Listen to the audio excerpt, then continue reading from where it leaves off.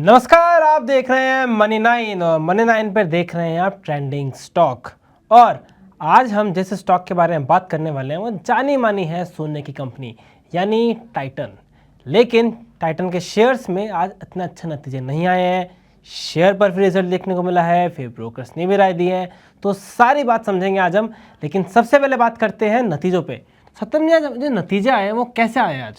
जी बिल्कुल शौर्य, बिल्कुल सही आपने बोला कि जो बाजार एक्सपेक्ट कर रहा था जैसे नतीजे वैसे नहीं रहे। टाइटन के एक बार नतीजे बता देते हैं कि कैसे रहे। तो एक्सपेक्टेशंस के अपोजिट नतीजे रहे। नेट प्रॉफिट में तकरीबन 4.8% की ईयर ऑन ईयर बेसिस पे गिरावट देखने को मिली है। कंपनी ने 990 करोड़ का नेट प्रॉफिट दर्ज किया है, जो कि अगर हम पिछले फाइनेंशियल ईयर की समान तिमाही से देखें, दिसंबर तिमाही 24 से, तो तब कंपनी ने 1040 करोड़ का प्रॉफिट दर्ज किया था। तो सीधी सी बात है, 5% की गिरावट, और वो भी टाइटन जैसे हैवी वेट में। तो जहां ज्वेलरी कंपनीज के अगर आप नतीजे देखेंगे तो सोने के दाम बढ़ रहे हैं, जिसका इन्हें प्रॉफिट होना चाहिए था, लेकिन उसके उल्टा नतीजे आए, जिसकी वजह से आज हमें स्टॉक में भी गिरावट देखने को मिली। नतीजों को और डिटेल में समझ लेते हैं। रेवेन्यू इनका बढ़ा है, हालांकि 23% की growth year on year basis पे रेवेन्यू में हुई है। कंपनी ने 16,097 करोड़ का रेवेन्यू किया है, जो कि पिछले साल समान तिमाही में 13,052 करोड़ का था। एबिटा भी 3.6% बढ़ा है, 1,510 करोड़ का कंपनी ने एबिटा किया है। लेकिन मार्जिन्स, ये कैच है कि एबिटा मार्जिन्स कॉन्ट्रैक्ट हुए हैं, घटे हैं।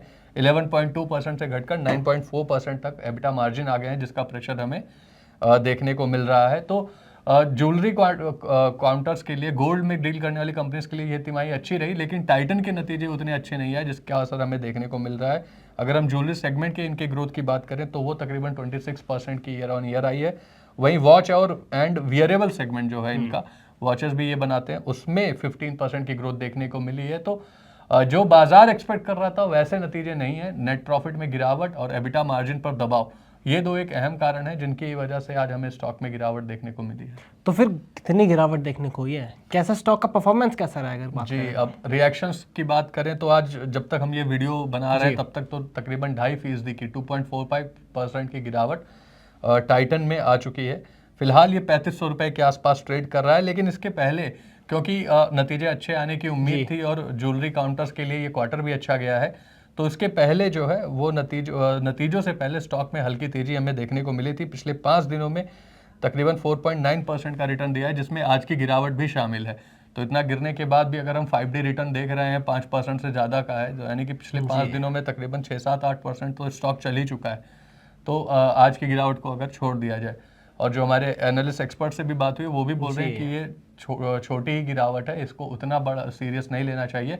नेट प्रॉफिट पे दबाव देखने को मिला है, जिसको बाजार ने पिटाई करते हुए रिएक्ट किया है। अच्छा, अगर हम एक्सपर्ट्स की बात करें तो इस पे ब्रोकर्स की क्या राय आ रही है? देखिए, एक ब्रोकिंग रिपोर्ट मुझे मिली है, गोल्डमैन सैक्स की ब्रोकिंग रिपोर्ट है, जिसमें गोल्डमैन सैक्स ने इन्हें बाई रेटिंग दी है। इनका टारगेट 3650 से 3900 तक का है। अभी फिलहाल 3600 के ही आसपास, 3500 के आसपास स्टॉक ट्रेड कर रहा है। तो 3600 से 3900 का टारगेट दिया है। इन्होंने ये बात बोली है कि ज्वेलरी मार्जिन में बढ़ोतरी इसके पीछे का मेन रीजन है, जिसकी वजह से इन्होंने ये बाई रेटिंग दी है। इसके अलावा ज्वेलरी सेगमेंट में स्ट्रॉन्ग ग्रोथ भी आने वाली है, और जो वेडिंग सीजन थे उसमें ज्वेलरी खरीदारी में तकरीबन 29% की ग्रोथ देखने को मिली है, जिसके बाद तो ये गोल्डमैन सैक्स के रेशनल हैं, जिसकी वजह से वो ये ज्वेलरी सेगमेंट पे बुलिश बने हुए हैं, जिसकी वजह से इन्होंने बाई रेटिंग दी हुई है और टारगेट दिया है 3900 रुपए तक का। अच्छा सत्यम, अभी आप कह रहे थे कि एक्सपर्ट्स भी इस बारे में कुछ राय दे रहे हैं, तो किसी एक्सपर्ट से बात हुई है आपकी? उनका क्या कहना है? मार्केट एक्सपर्ट प्रदीप हल्दर जी से बात हुई है, तो उनका कहना है कि इसमें जल्दबाजी करने की जरूरत नहीं है। हालांकि वो अभी भी लॉन्ग टर्म के लिए इस पे बुलिश बने हुए हैं, लेकिन इसमें जल्दबाजी करने की जरूरत नहीं है। आज की गिरावट एक डिप की तरह कंसीडर की जानी चाहिए। और प्रदीप हल्दर जी की जो बाइंग जोन है, वैल्यू बाइंग जोन जो उन्होंने बताया है, वो 3150 से 3200 का है। यानी अगर आपको फ्रेश एंट्री लेनी है तो 3150 से 3200 के बीच में ही एंट्री लें। स्टॉप लॉस रखें 2920 रुपए का। अगले 1.5 से 2 सालों में यहाँ से 25 से 30% की मूवमेंट स्टॉक में प्रदीप हल्दर जी एक्सपेक्ट कर रहे हैं। तो अगर आपको फ्रेश एंट्री लेनी है, जल्दबाजी पहले तो नहीं करना है जो भी इन्वेस्टर या ट्रेडर है, और अगर फ्रेश एंट्री लेनी है तो 3150 से 3200 का इसका बाइंग जोन है। स्टॉप लॉस रखना है 2920 का। 25 to 30% का रिटर्न आपको आने वाले 2 सालों में मिलता हुआ दिखाई देगा। तो ये थी पूरी खबर, जिसमें मुद्दा ये निकल के आया है कि भले रेवेन्यूज बढ़े हैं लेकिन टाइटन के प्रॉफिट्स पर दबाव बनता हुआ नजर आया है। पर आगे की बात करें तो एक्सपर्ट्स के हिसाब से भी कोई जल्दबाजी करने की ज़रूरत नहीं है। अगर आप थोड़ा समय देंगे 1-2 साल का, तो आपको अच्छे खासे रिटर्न्स देखने को मिल सकते हैं। तो ये था पूरा टाइटन का मामला। लेकिन अगर आप और खबरों पे अपडेट चाहते हैं, मार्केट से रिलेटेड अपडेट चाहते हैं, तो फिर मनी 9 के साथ बने रहिए, हमारे चैनल को सब्सक्राइब कीजिए और फॉलो कीजिए।